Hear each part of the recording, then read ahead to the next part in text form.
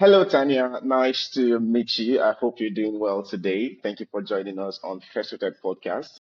It's good to be here. How are you doing? Well, thank you for having me here today. It's my pleasure. Thank you so much, Tanya. So, you've been in this industry for 40 years and counting, A long time. and that's way older than myself. So, I'm just curious what has kept you in the game for so long and what's still keeping you, because I mean, at this point in so many people's journey, they're either winding down or trying to, slow things down, but you're launching new programs. You're still very energetic about it. What exactly, keeps you excited about all of this? What's keeping you going in all of this? That's a great question because I am of the belief that if we don't have our health, we don't have anything.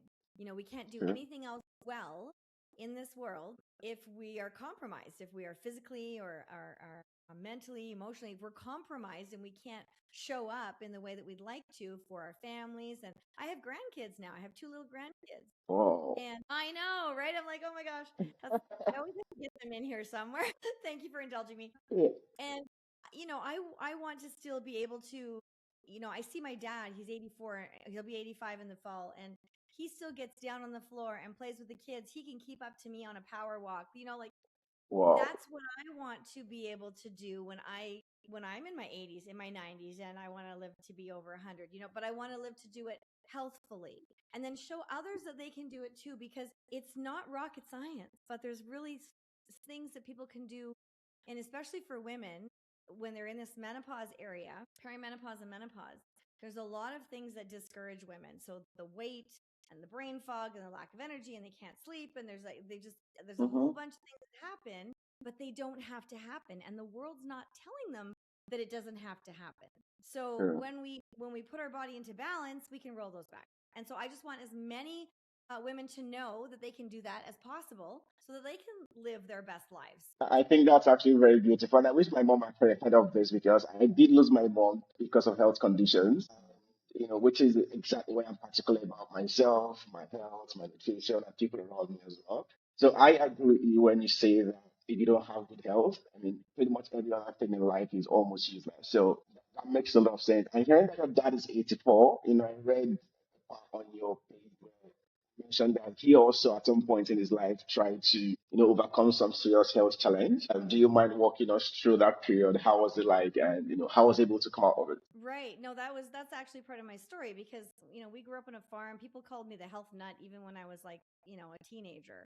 And I got into this industry in 1986 when I was 18 as a personal trainer. And I looked at things like, like we grew up on a farm and my dad hunted and we had all these healthy things, right? So why did my dad end up with high blood pressure, high cholesterol, high blood sugar? Like, how did that happen? And the first trigger Hmm. was the blood sugar. And he was able to restore that, bring his body back into balance using food. And then again, when he had high blood pressure, high blood sugar, or high blood pressure and cholesterol, and bear in mind, if you've ever seen a picture of my dad, he's not a big man. He never weighed more than 136 pounds. He's 5 foot, like he's little, right? He's not a big guy. And so people think, well, how can somebody like that have high cholesterol and high blood pressure? And like, he's Hmm. never been overweight. Like, what is that? You don't have to be overweight. Just because That's you look a certain way doesn't necessarily mean that you're healthy on the inside. So he had all these things going on. He was able to resolve them using food and some natural supplements and things like that, and trial and error over the years for a lot of things. He did see a naturopath when I was like about 16, but he did a lot of trial and error stuff and then found some, better people, just because doctors aren't going to give you that. They want to keep giving you medication. But he was able to avoid all of that by sticking to his guns and just researching and doing. That was way before we had the internet too, so he was doing a lot of reading. And then as I got older, I ended up with some injuries in my lower legs from gymnastics, dance, cheerleading, all the things I was doing in the 80s. They didn't really tell you need good shoes and, the bad floor and all the things. So I was doing too much. I overdid it. I ended up, my doctor said, well, if you keep going the way you're going, you're going to break both your legs from the knees down. So it was quite significant. So I had to stop, pause, reset. I implemented some exercise to hmm help with that. Of course, I was a trainer at that time, and that helped. But then for 20 plus years after that, I was a weather vane. I could tell you if it was going to rain or snow, like all the time. wow. You And it sure was have done a painful. lot of things. Yeah, right. As soon as it was gonna, I could tell you it was terrible. And I didn't like to take medications, and so I was always fighting with that. And then, so this health and fitness industry is like health and fitness because there's a whole lot about fitness and there was very little about health. And so I was going to all the conferences and all the things. And it took 22 years in the industry for me to learn about blood sugar stabilization, which going back was exactly kind of what my dad had accidentally done Mm-hmm. to found what worked, but there was no name for it. He didn't, have a plan or a name for it. But that's what helped him with his blood sugar and all the other things. And so anyway, I learned this. And I went, oh my goodness, this makes so much sense. So by that time, I'm like into my 40s, and at someone who is should be heading into perimenopause and things, I was able to change my body composition and lose body fat in my 40s when everyone's telling you you should be gaining weight. I was able to like Yeah. roll that back, right? Hadn't been able to make a budge on it before, even though I was a trainer, going to the gym, all the things. As soon as I did that, I was like, oh, well, that's interesting. What else can we do Okay. with this? You know? And it started to bring down my inflammation as well too. I was focused on that. And so that weather vane thing that I had arthritis for over 20 years. I no longer have it. I haven't had it for almost 18 years now. So Oh.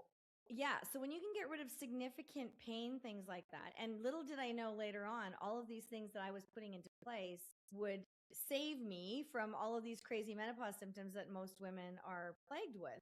Because my body is in balance, I live in a low inflammatory state, I have healed my gut, that's another thing. And all Mm. of these things together work in consort to help, to regulate your blood sugar, to balance your Yeah. hormones, and to optimize your health because all your health is made in your gut and all your hormones and everything are regulated there too. So when you put all these pieces together and in a way that, work that you can share with people, they get a lot of results. So I just started telling people about this. This is what I'm doing. And like way back when I learned about the blood sugar and I started coaching women. And then as I was getting into that menopause age myself and noticing that, hey, I'm not having those things, it was quite substantial for me to share that with women saying, look, you don't have to have them either.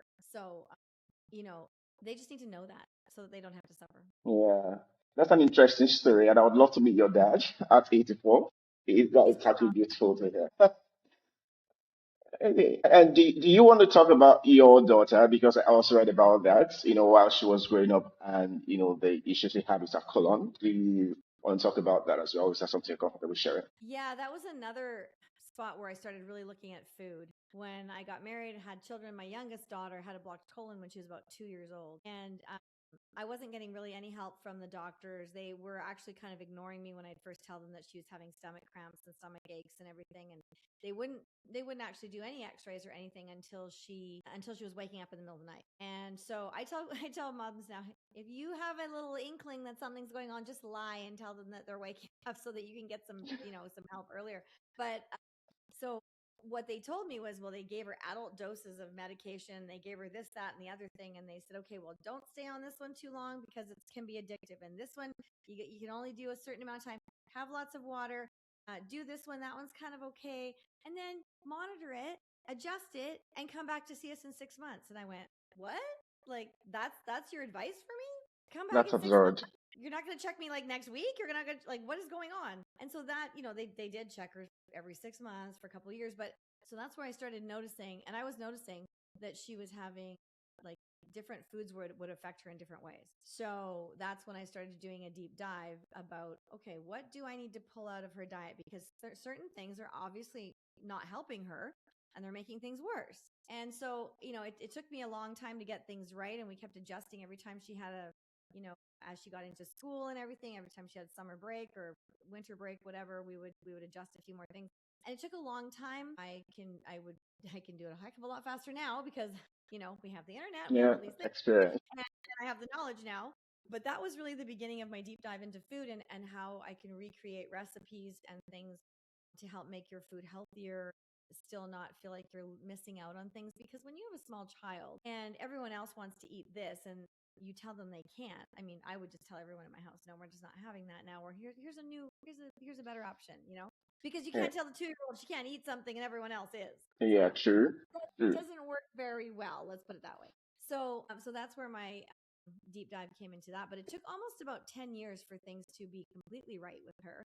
But now she is 30. She just turned 30. She's an elite athlete. She has coached gymnastics. She's trained over in Denmark. She performed in the World Gymnastrata in, oh Wow. my God, what year was that? Anyway, they have this every 4 years. And she So she coaches. She also rides mountain bikes, like the crazy downhill with flips and things like that as well. Yeah, she does that, and she has no stomach issues anymore. Like she hasn't for since we righted them when she was a child. We added some all natural antioxidant substance, food based supplements to her at that time as well too, and that really helped, and she was able to get off everything else that she had been on at that point. So if you just keep looking, you can find the things that will work for you. And so I tell people, please don't wait 22 years like I did Yeah. before you found out about this. All of your health, all of your hormones, all of your, for men, women, whatever, it's based in blood sugar. So I tell everybody, all your health, your weight, your hormones, it's all BS. It's all blood sugar. Mm. We just need to start there, and then we build on wherever you are. Yeah, that's interesting to hear. Where do you think food sits? Because for most of us, myself inclusive, I eat because I am hungry. Right. And so whatever is in the kitchen, whatever is served, morning, afternoon, lunch, dinner, we just eat it because we have to eat something. I'm craving something. So where does food sit in all of this? And if I'm feeling very down or ill, the next thing is to go to the hospital. So for most of us, we're thinking about health in terms of the medical practices, going to the hospital, injections, and all of those things. So where does food sit in all of this? Having to come to realization that food is very critical. How then do we let people know that food is actually much more important than just being hungry and feeding your stomach? Right, because yeah, you're absolutely right. It is. Food is our foundation, right? It's either nourishing you or it's depleting you. Hmm. And so what we put in matters, and it matters the way that we put it in, because your body can only take in and metabolize so much at a time. And so you are what you eat, sort of. You're more like what you metabolize and can absorb. Okay, so whatever we're putting in, our body can either work with it or it can't. And so we need to be really diligent on that, because food is our foundation. So that's where I start with people, always is their food. And so I love what you said about, well, I eat because I'm hungry. And a lot of people were taught that, like, well, if you're not hungry, don't eat. The problem is, if your body is out of balance when you have that philosophy and you're only thinking about, okay, well, I can only eat if I'm hungry. If you've been out of balance a long time, say you've been dieting, say you've been trying to lose weight, so you're restricting things, and when you've been hungry, you've kind of ignored those signals because you're just like, I just have to have the willpower. I'm just going to power Mm. through. When you do that, your body, your brain will shut off that signal. So then you get a lot of people who Mm. don't eat breakfast. They'll maybe work through lunch. They might have a snack in the afternoon because now they're starving. That's me. And then and then they eat everything at dinner. They put it all together and they're catching up for the rest of the day. But what happens then is your blood sugar drops in the morning when you wake up, right? Because you've used up all your food all night and it's at low in the bottom. Mm. Now your brain never shuts off, and it needs a dense nutrient source. Your body needs a dense nutrient source to turn to glucose to feed the brain. That's the food of your brain. That is why if you have not eaten enough, you crave those sugary things or processed things or salty Yeah. things, Okay. because they get into your bloodstream really, really quick, and they can get up there to your brain really, really fast. It's kind of devoid of nutrients, but it makes the blood sugar come up, right? So if you are proactive and you're eating and prioritizing protein multiple times throughout the day, within that first hour when you get up, and then multiple times throughout the day, you are now bringing your body back into balance. You're stabilizing that blood sugar so it has a nice little flow throughout the day. It's kind of like if you're driving your car and you put it on cruise control. Okay. It's a Yeah. it's a nice smooth ride. You know that your car is getting a nice steady stream of fuel. Hmm. You're not stopping and going, right? But now what happens if you're driving your car and you hit the main city where you live? It's like Friday afternoon, rush hour traffic, and it's like stop, go, stop, go, stop. Yeah. Super hot outside and you don't have a water bottle and your air conditioning breaks and you have to go to the bathroom and you're stuck on the freeway, like it's chaos and you feel just so like tense and nasty, right? Like you just feel Yes. so Or stressed, scattered. Yeah. right? That stress comes up. That's what you're doing in your body when you deprive it, because it has to look for other sources in your body if you're not Sources. eating it. And what it's doing, it won't take it from your stored fat, because that's not a nutrient dense source. It will take it from your muscle. So when we get Or. those, yeah, so it's literally, eating away at your own muscle. So if you are doing a fasted workout, you're going to the gym, working out, and you come home and eat later, which is what I was doing. years ago, then you're kind of like treading water because you're trying to build muscle over here, but you haven't put any fuel in. So your brain doesn't shut off and it needs some fuel. So it's going to take it from your muscle. So it takes from the muscle, feeds the brain. You go work out. Oh, you're equal. You didn't gain anything. Counter effects. Yes, it's counterintuitive, counteractive, right? So we want to make sure that we fuel our body right first thing in the morning. We want to prioritize protein within that first hour, ideally. That sets your body up to protect your muscle and burn fat. Whereas if you do it the other way around, you are literally burning muscle and setting your body up to store fat for the next thing that you put in your mouth. And then later in the day, even if you were skipping and you're eating later in the day and you get a really good healthy meal, generally you're going to eat too much if you've missed out throughout the day. And then your body can only take it and metabolize a certain amount at a time, and the rest will spike your blood sugar, it gets stored as fat. So every time your blood sugar spikes, your body stores fat. Every time it drops, your body burns muscle. So we want to keep it like, in the middle, like on cruise Yeah. control. Yeah. Hmm. Yeah, I think I'm just speaking of something new because what I used to have in my head or what I used to know was that, when your body is depleted of sugar source, it goes straight to the body fat before it goes any other place. And hearing this now, maybe I would have to pay attention to that. Maybe that's why I'm pretty much sleep. Who knows? But so when it comes to diet, Mm-hmm. I think myself and a lot of other persons would agree with this. I've gone to nutritionists for some advice, and when they put together a plan for me, a meal plan, it was so horrible. And when I mean horrible, it was like devoid of everything that I like. It was as if it was a plan against me not eating because none of those things on the list made sense to me to eat on a frequent basis. And I'm sure that's why a lot of people, once you tell them go be on a diet, it's like, oh no, no, no, no. You know what? I'm good. I'm good. I don't want to stop eating this. I don't want to stop eating that. So how do you, communicate this to people that you work with or people around you? And myself inclusive, because right now I think I would need some proper orientation on that. Okay, so great question because, well, all right, let's just start out with this. Nothing thrives in a deficit. So if Mm-hmm. you are pulling out all the things that somebody enjoys, depriving yourself, cutting your calories, whatever, going to those are all dieting behaviors, and diets don't work long term for the exact reason, one of the exact reasons you just mentioned, right? If I just hand you a meal plan and you say eat this, well, you may not like the same foods I like. And so that's not going to work for you. I could give you a huge, great, big balanced plan. That is not something that I will ever do for people. I give you lists of food and tell you where they belong in what categories, your proteins, fats, and carbs, because you need your proteins, fats, and carbs together in the right portions and in the right frequency throughout the day in order to get that blood sugar balance so that your body can naturally release stored fat, balance your hormones, bring down inflammation. And then we work on healing the gut, and you are just like golden. So I don't tell you what to eat. I tell you where the food belongs in what categories, how to put those together, and you choose. Because I'm never going to tell you that you can't have a certain food. There's no good or bad foods. Food either fuels your body or it fuels your soul, and we need both. Sure, some have more nutrient value than others. Some are kind of crappy, that's for sure. But when we understand how they work and we can put them together in a way that serves us, and then also understand that memories are made around the table. So we have to build in those celebration times as well too.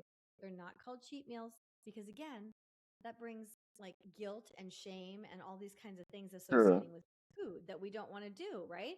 We want memories. Like, when have you ever gone to a celebration of anything and there's not been any food? No, never. Right? Never. There's always food. So memories are made around the table. So how do we set ourselves up to be able to enjoy these things without all the guilt, without all the, all of that, so that you can actually enjoy and remember it and not just keep thinking in your head, okay, how many, how long do I have to work out tomorrow to make this, to balance this out? You can never outwork a bad diet, just so you know. But Mm. that's what goes through our head, right? And so we want to get out of the dieting behaviors and we have a lifestyle approach. So when you understand the way food is working, you choose how to do that. Now, I get my clients to start with what I call a fit and four, and we remove some of the inflammatory foods, but just for a moment in time. It's kind of like, if you go back to the car analogy, it's like when you take your car in for an oil change and they take the dirty filter out. The guy Mm-hmm. never tells you, hey, I can save you a few bucks. Let's just leave the dirty filter in and I'll put clean oil in. You'd think he was nuts. Like, we don't Yeah, do that, right? true. And we can't take our colon, liver, and kidney out and give them a wash and put them back in. But we can, right? But we can stop putting the things in that we know cause inflammation and bloat and waste to collect so that your body can flush it out naturally. And then when you start adding some of those things back, you now decide, are these foods a red light, yellow light, or green light for me? Like, how am I feeling when I have this? Some people, they don't realize that maybe gluten is really, really causing them a lot of distress, and they may figure that out after this, or they may figure it out that it's not, and it's something else that's causing their body to hold on to weight and bloat and Mhm. make them have brain fog and all the things. So then it's not about, oh, you can't have this. Those people come to the realization that I really feel terrible when I eat this, or this. So I'm not having those anymore, or I'm at least just going to wait for a long time and see if I can heal my gut, and maybe that'll work again. But I know now that I don't think I really want it so much if I know I'm going to feel so crappy, but I would love to have this because this works. Yeah. Yeah. So I just educate people on how to make better choices that serve them in a way that creates that balance so they can achieve the goals that they want, and then to be able to keep it for life. Because you got to be able to do it anywhere, anytime, any situation, or it's just a diet. Yeah. I mean, honestly, if I've not met you, I'm not sure I'm willing to meet any other nutritionist because the last two I met gave me meal plans, like almost on the spot of asking me what my goals were. Both of them gave me meal plans, and I'm like, you know what? I'm just going to just eat what I love. Whatever happens, happens. So thank you for the reorientation. That's pretty much helpful, and I'm sure the audience would also find that refreshing to hear.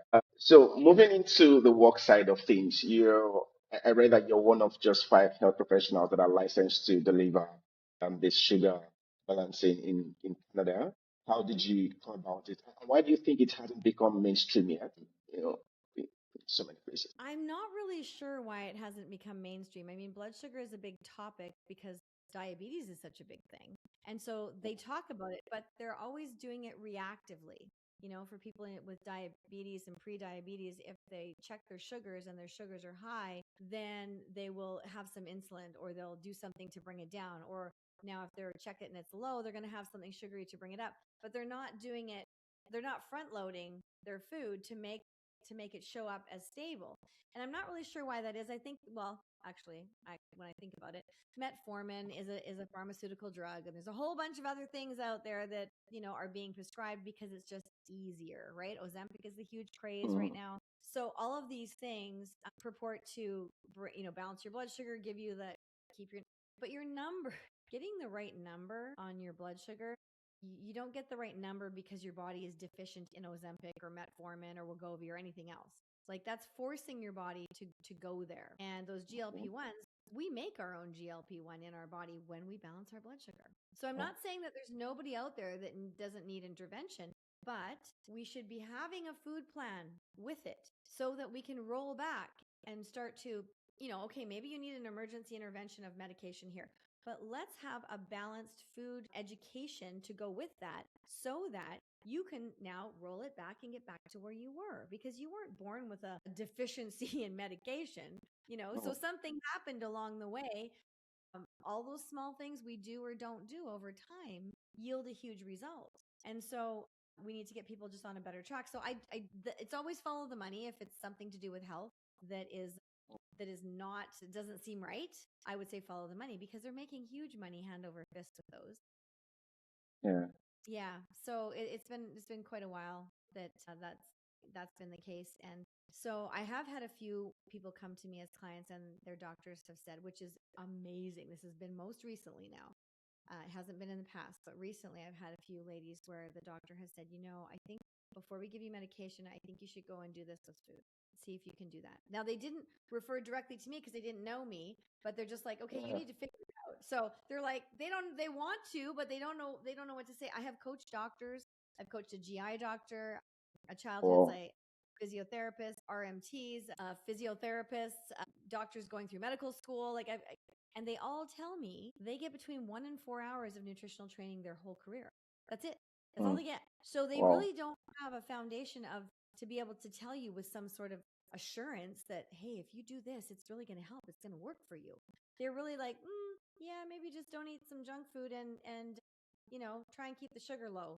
Okay, yes, that's a good thing to do, but if you're not eating in a way that balances your blood sugar, and then you literally can be eating healthy, nutrient dense, good quality food and be spiking your blood sugar and spiking and crashing all day long, which means you're storing muscle or storing fat and burning muscle all day long. So they're really not, if you don't have the plan to set that out, it's not going to serve you, right? So yeah, it's really super important. And that's why I shout it so loudly. That's why I'm on social media every day talking about it.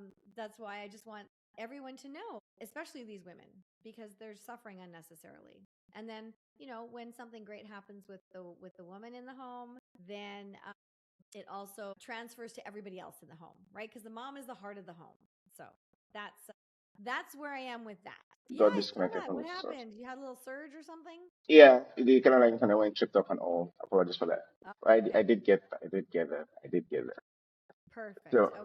yeah, speaking out something that you mentioned in terms of, balancing the food we eat, one of the things that's also scary to people and might be a little bit of work when it comes to eating good food and all is, when we hear the word take the right amounts, take the right proportion, take the, good amount of water, in our heads we're thinking we have to measure 10 liters of water a day.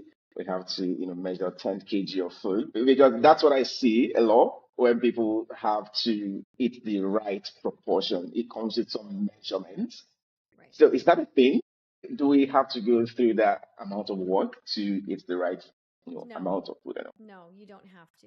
The only time I ever get someone to measure their portions is if they keep telling me that once they've turned on their metabolism, they start to get hungry. And if they feel like, oh my gosh, I'm hungry all the time, I'm not satisfied. Okay, you're probably shorting yourself. So I'm going to show you how much you should be having. But otherwise, no, we don't weigh food. We're not tracking macros. You don't even have to weigh yourself actually, because we work on a lot of things with non-scale victories, thinking about the health aspects. So we, focus on the health, and the weight takes care of itself, and the hormonal issues take care of themselves. So yeah, no weighing, no counting calories. I did so many counting calories and fat grams for everybody in my lifetime. Not doing it for you guys, and I'm going to show you how to do it. So you don't have to do that. Okay, thankfully, good to hear that. So relieving, so relieving. You have a program of Fit Nutrition. You want to talk about it with us? What's it about? What purpose does it aim to achieve? Right. Thank you. So, Fit Nutrition is my company. My program is the Fit Menopause Method. So, women will start out with a 1 week module learning all about menopause, what's happening to their body and why. Then we roll into a little welcome section and a prep week section. And then we go into our 8 weeks to optimal health, which was my signature program for many years. And we've expanded it this past year to include the Fit Menopause Method. And so, but it's 8 weeks is the launch pad to the rest of your healthy life, right? Okay. It's an extended, so it's not like a start and a stop. It's a beginning, and then you keep learning. It's continuing education all the time to support you in your journey. So I've got a portal where clients. I have a background in education as a behavior specialist, that I worked in that field for almost 20 years. And so because of that, you get lessons every single day. So you got to do your homework. So you get in and you watch a video and you read the text and you answer the question every single day, and that builds on your learning. The idea is that this is an education in how it fits with your lifestyle. And then we also work on the mindset piece, because they say you can create a new habit in 24 days or 21 days, but that habit now has to form patterns, and those patterns have to be ingrained enough to create a brain groove so that it sticks. Because the idea, when you adopt something new that's working for you, you want it to be as automatic as brushing your teeth. Yeah. Because we never forget to do True. that every day. We'll do it no matter what. It happens. We don't even Has remember to. we did it sometimes, right? And so that's how it needs to be, is that these health principles that you now know work, that make you feel great, that give you the energy, that bring down your cravings, that let you sleep better, you have no more brain fog and bloat and the weight's coming off and all the things, then it feels so good that now you've implemented these things. And how do we do it in your life? Well, that's what we talk about, so that it works not just for you, but for your family. Because Hmm. this, this is like your body's love language. It's the way we were born into eating. Okay. Okay. So it goes back to that. If you have little kids, you know that they wake up in the morning, the first thing they want to do is eat. They eat several times throughout the day. If you take a toddler out and forget a snack, it's a horrible afternoon, because you got to find them food because they're screaming and crying. And it's that way because our bodies are designed to function that way.